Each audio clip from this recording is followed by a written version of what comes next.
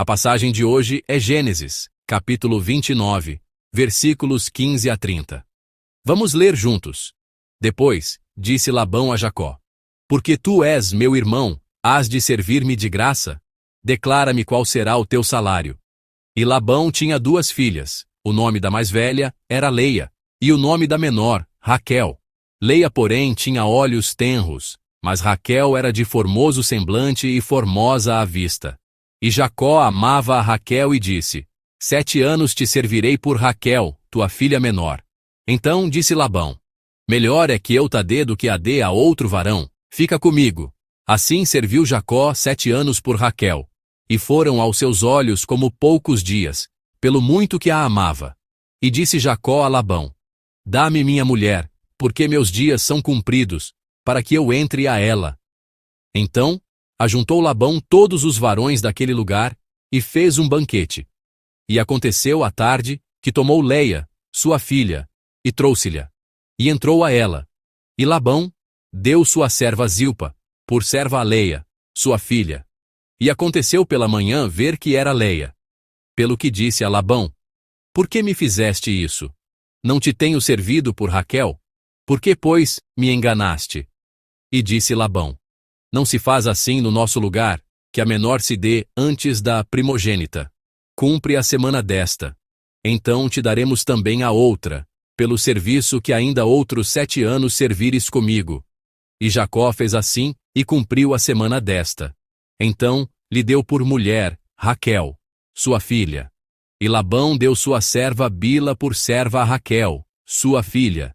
E entrou também a Raquel, e amou também a Raquel mais do que a Leia, e serviu com ele ainda outros 7 anos.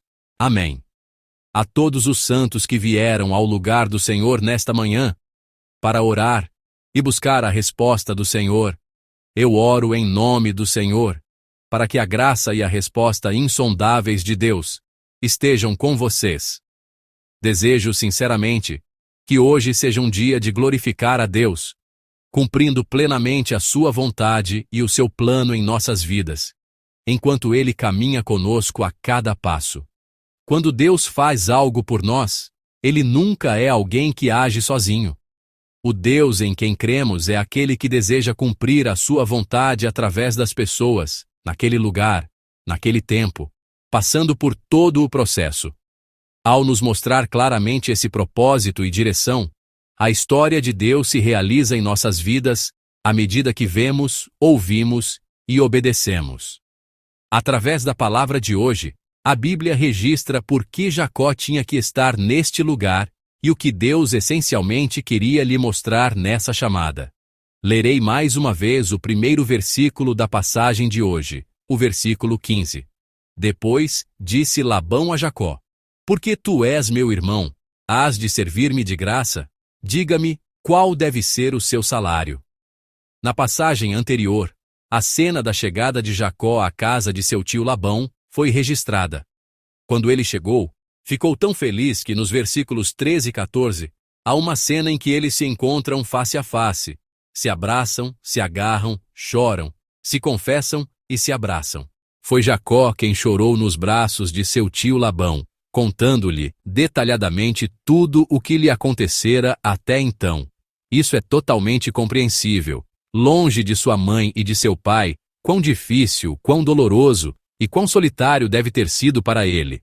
Portanto, era natural que ele chorasse nos braços do irmão mais novo de sua mãe, seu tio, o único parente que ele tinha ali. Mas se olharmos para o versículo 15, onde começa a mensagem de hoje, descobrimos que o relacionamento está se transformando em algo completamente diferente do que era antes. O tio diz assim: Jacó, como você pode ficar aqui de graça? Diga qual será o seu salário. Há pouco, eles eram tio e sobrinho inseparáveis. E Labão era um canal de consolo, uma relação de confiança onde Jacó podia desabafar tudo. Mas, de repente, neste momento, Jacó deixou de ser sobrinho e começou a se tornar um empregado. Ele não era mais da família, mas se tornou um trabalhador que precisava receber um salário. Mas essa relação não parou por aí. Se olharmos para a segunda parte da passagem de hoje, Jacó pede a filha de Labão, Raquel, em troca de seu trabalho. E Jacó, que cumpriu fielmente essa promessa, quando chega a hora, faz um pedido ao seu tio para o casamento. Chegou a hora. Dê-me sua filha para que eu me case com ela. Mas algo inacreditável aconteceu. Na manhã seguinte ao casamento, ao acordar, a pessoa ao seu lado não era Raquel, a quem ele amava, mas Lia. O que Jacó diz naquele momento está no versículo 25. Vamos ler juntos o versículo 25. Quando amanheceu, lá estava Lia. Então Jacó disse a Labão: Que foi que você me fez? Não trabalhei por Raquel? Por que você me enganou? Tio, como pôde me fazer isto? Como pôde me enganar?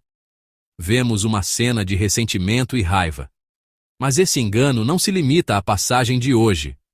Como bem sabemos pela Bíblia, depois disso, o tio Labão continua a enganar Jacó várias vezes para tirar o que é dele, para se apoderar do que pertence a Jacó.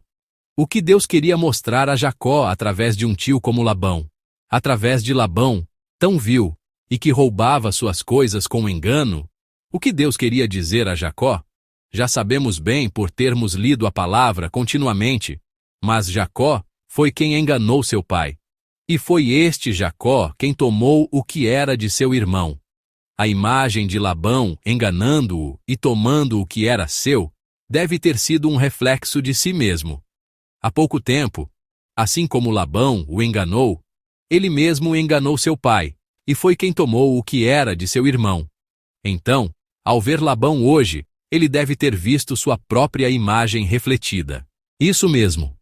Através da figura de Labão, Deus queria mostrar a Jacó a sua própria figura enganando o pai, a sua própria figura tomando o que era do irmão. Há algo que Deus faz primeiro antes de nos conduzir por um novo caminho. Ele nos mostra nossa verdadeira face. O método de Deus é primeiro nos mostrar que tipo de pessoa somos, que tipo de ser somos diante de Deus. É Deus quem revela o orgulho e o pecado dentro de nós através de pessoas, do ambiente e da palavra. Não dizemos que isso acontece porque Deus está nos condenando. Deus nos mostra nossa própria imagem através dos outros, da palavra, das situações, para nos restaurar completamente. Se olharmos a Bíblia, há outra pessoa que confrontou sua própria imagem. É o profeta Ezequiel. Deus promete dar a restauração de Israel ao profeta Ezequiel. E para onde ele o levou dizendo: Esta é a vossa imagem. Foi para o vale de ossos secos. Quando Deus falou de restauração e esperança, deve ter havido expectativa. Haverá um grande exército, haverá uma grande restauração. Mas o que se desenrolou diante dos olhos de Ezequiel, ao seguir a Deus, foram ossos secos. Um estado de desespero onde tudo estava morto, sem esperança, sem vida. Deus está dizendo que aquele estado é exatamente a imagem de Israel, a vossa imagem. E ao mesmo tempo, ele promete: porei em vós o meu fôlego e vivereis. O mesmo acontece conosco. Há muitas vezes em que nos enganamos, pensando que podemos fazer algo por nós mesmos. Mas Deus, às vezes, permite que encontremos pessoas como Labão, para nos fazer perceber: minha situação, eu sou um ser como estes ossos secos, sem esperança e sem vida. Que sou um ser que não pode fazer nada. E ele nos faz saber que a verdadeira restauração começa somente quando retornamos a Deus. Jacó ficou com raiva de seu tio. Ele ficou com raiva por ter sido enganado por seu tio. Por que você me enganou? Mas pense no pai Isaque, a quem ele havia enganado no passado.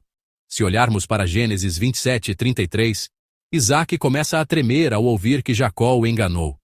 Todo o seu corpo tremia, e o pai Isaque ficou com raiva dizendo: fui enganado, fui ludibriado. Mas ele não amaldiçoou seu segundo filho, Jacó.